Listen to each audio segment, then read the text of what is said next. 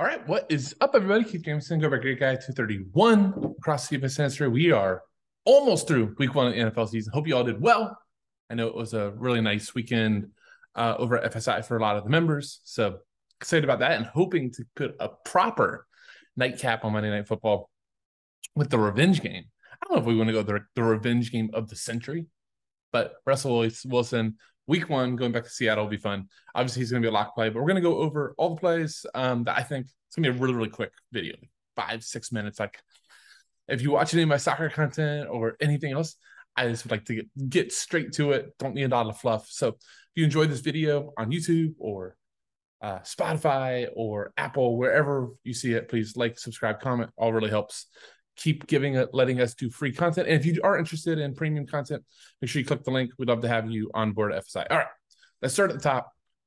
So for the game and for the line, plus 6.5, Seattle home, 44 total.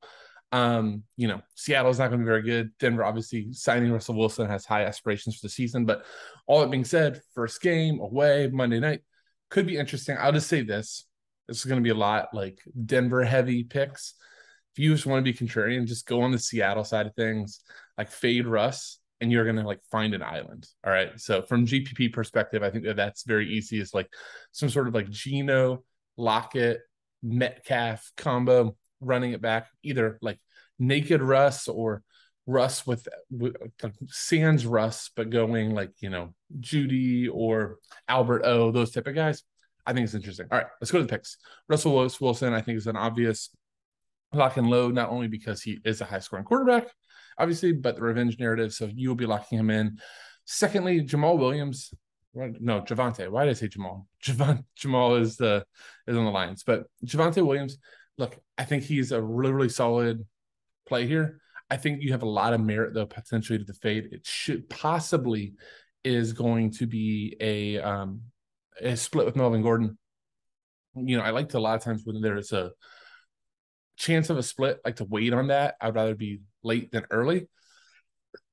But if you do think that it's like Denver controlling the game, there's a really good shot that Javonte Williams will get goal line. He was a great scorer. Like, he had that committee approach at North Carolina and then stop him in college. So I think it's fine. But at 10-2, I do think it's warranted, like not just like lock and loading him, unless you really like a punt captain.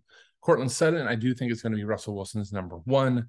It seemed like there's a lot more chemistry with him than with Judy. Additionally, Denver is very short. Hamler looks like he's out. They're missing a few other wide receivers. I really think that the targets are going to be distributed. Sutton, Judy, and Albert O. I do prefer Sutton to Judy, but depending on builds, I think you go either way. Sutton, though, a couple years removed from being a huge, big play wide receiver. It's been stuck in wide receiver hell in Denver, so I really do like him to break out. Geno Smith, fine for a run back for Seattle. I think I prefer the wide receivers, especially at lock at like $1,600 discount, but I think he's fine. TK Metcalf.